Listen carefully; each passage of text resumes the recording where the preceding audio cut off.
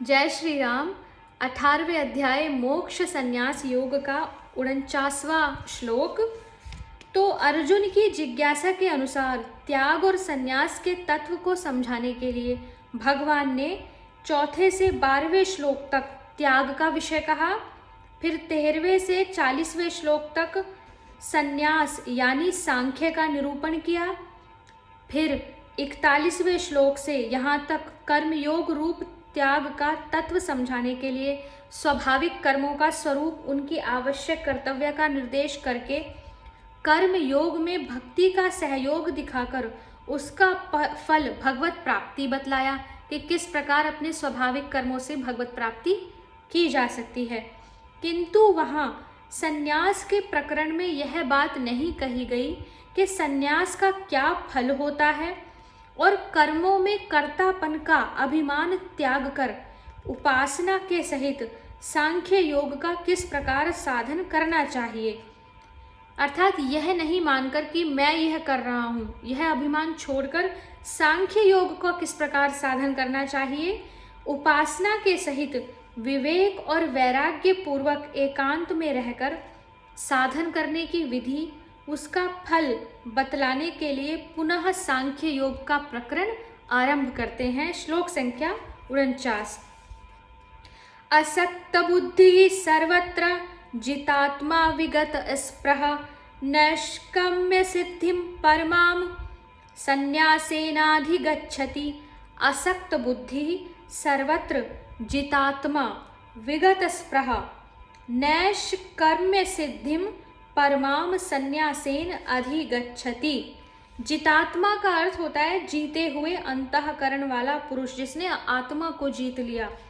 संन्यासेन सांख्य योग के द्वारा, असक्त बुद्धि आसक्ति रहित बुद्धि वाला, विगत स्पृहा स्पृहा रहित, नैष्कर्म्य सिद्धिम नैष्कर्म्य सिद्धि को अधिगच्छति प्राप्त होता है।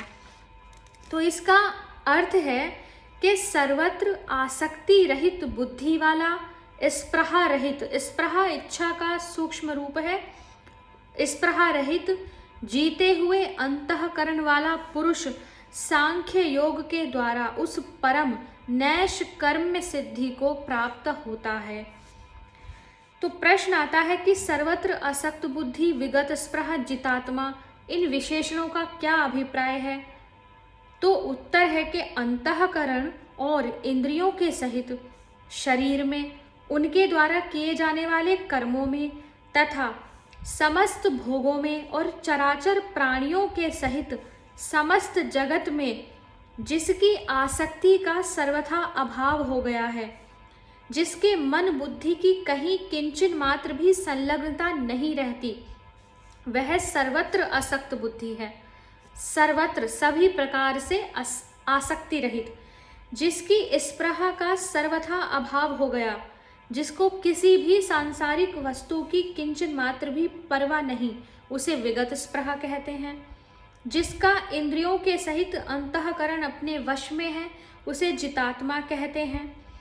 यहाँ संन्यास योग के अधिकारी का निरूपण करने के लिए इन तीनों विशेषणों का प्रयोग किया गया है। अभिप्राय यह है कि जो उपयुक्त तीनों गुणों से संपन्न होता है, वही मनुष्य सांख्य योग के द्वारा परमात्मा के यथार्थ ज्ञान की प्राप्ति कर सकता है।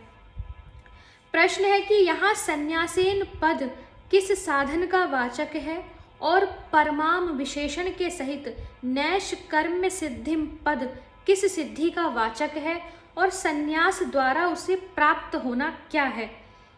उत्तर है कि संन्यासेन पद ज्ञान योग का वाचक है, इसी को सांख्य योग भी कहते हैं। इसका स्वरूप भगवान ने 51वें से 53वें श्लोक में बताया है। सांख्य योग का इस साधन का फल, जो कि कर्म बंधन से सर्वथा छूटकर सच्चिदानंद घन निर्विकार परमात्मा के यथार्थ ज्ञान को पाना है, उसका वाचक यहाँ परमाम विशेषण के सहित नैष्कर्म्य सिद्धिम पद है। अर्थात परम नैष्कर्म्य सिद्धिम, इन दो शब्दों से यहाँ उस स्थिति की विवेचना की गई है जिसमें व्यक्ति कर्म बंधन से छूटकर सच्चिदानंद घन निर्विकार परमात्मा के यथार्थ ज्ञान को पा लेता है। तो उपयुक्त सांख्य योग के द्वारा जो परमात्मा के यथार्थ ज्ञान को पा लेना है, वही संन्यास के द्वारा इस सिद्धि को पा लेना है।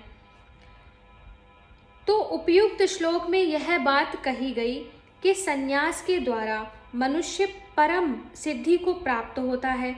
इस पर यह जिज्ञासा होती है कि उस संन्यास अर्थात सांख्य योग जिसके द्वारा ज्ञान योग होता है, इसका क्या स्वरूप है और उसके द्वारा मनुष्य किस क्रम से सिद्धि को प्राप्त होकर ब्रह्म को प्राप्त होता है। इन सब बातों को बतलाने की प्रस्तावना करते हुए भगवान अर्जुन को सुनने के लिए सावधान करते हैं। श्लोक संख्या 50। सिद्धिं प्राप्तो यथा ब्रह्म तथाप्नोति निबोध मे, समासेनेव कौन्तेय निष्ठा ज्ञानस्य या परा। अर्थात जो कि ज्ञान योग की परा निष्ठा है, उस नैष्कर्म्य सिद्धि को जिस प्रकार से प्राप्त होकर मनुष्य ब्रह्म को प्राप्त होता है, उस प्रकार को हे कुंती पुत्र तू संक्षेप में ही मुझसे समझ। अर्थात अब उस विधि की बात की गई है जिसके द्वारा ज्ञान योग की प्राप्ति होती है और ज्ञान योग के द्वारा उस नैष्कर्म्य सिद्धि की प्राप्ति होती है। तो प्रश्न है कि परा विशेषण के सहित यहाँ निष्ठा पद किसका वाचक है? उत्तर है कि जो ज्ञान योग की अंतिम स्थिति है, जिसको पराभक्ति और तत्व ज्ञान भी कहते हैं, जो समस्त साधनों की अवधि है, उसका वाचक यहाँ परा विशेषण के सहित निष्ठा पद है। ज्ञान योग के साधन समुदाय को ज्ञान निष्ठा कहते हैं और उन साधनों के फल रूप तत्व ज्ञान को ज्ञान की परानिष्ठा कहते हैं। ज्ञान की परानिष्ठा क्या है? वह तत्व ज्ञान अर्थात तत्व ज्ञान ही तो ज्ञान की परानिष्ठा है। दूसरा प्रश्न है कि सिद्धिम पद किसका वाचक है? सिद्धिम से क्या संकेत किया गया है? जो पूर्व श्लोक में नैष्कर्म्य सिद्धि के नाम से कही गई, यहाँ जो ज्ञान की परानिष्ठा बताई गई अर्थात वह तत्व ज्ञान, तथा 54वें श्लोक में जिसका पराभक्ति के नाम से वर्णन आया है आगे श्लोक में, उसी का वाचक यहाँ सिद्धिम पद है। प्रश्न है कि यथा पद का क्या अर्थ है? यथा का शाब्दिक अर्थ है जिस प्रकार से। तो इसका उत्तर है कि शुद्ध अंतःकरण वाला अधिकारी पुरुष जिस विधि से, जिस प्रकार से ज्ञान की परानिष्ठा को प्राप्त होकर परब्रह्म परमात्मा को प्राप्त होता है, उस विधि का अंग प्रत्यंग सहित ज्ञान योग के प्रकार का वाचक यहाँ यथा पद है। यथा पद से उस विधि की ओर संकेत किया गया है जिस विधि से ज्ञान योग की परानिष्ठा तक पहुंचा जाता है। उपयुक्त सिद्धि को प्राप्त हुए पुरुष को ब्रह्म की प्राप्ति कब होती है? यह प्रश्न उठता है। इसका उत्तर है कि सिद्धि प्राप्त होने के बाद ब्रह्म की प्राप्ति में विलंब नहीं होता, तत्क्षण प्राप्त हो जाती है। प्रश्न है कि ब्रह्म पद किसका वाचक है और उसको प्राप्त होना क्या है? इसका उत्तर है नित्य, शाश्वत, निर्विकार, बिना विकारों वाले, निर्गुण, निराकार, सच्चिदानंद घन पूर्ण ब्रह्म परमात्मा का वाचक यहाँ ब्रह्म पद है। और तत्व ज्ञान के द्वारा 55वें श्लोक के वर्णन अनुसार अभिन्न भाव से उसमें प्रविष्ट हो जाना ही उसको पा लेना है। दूसरा प्रश्न है तथा पद किसका वाचक है और उसे तू मुझसे संक्षेप में जान, इस कथन का क्या भाव है?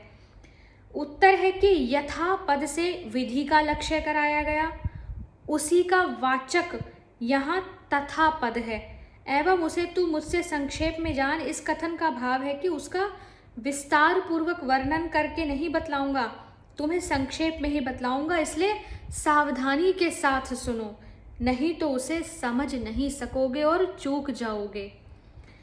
श्लोक संख्या 51, 52, 53 आगे की वीडियो में पढ़ेंगे। हरे कृष्णा।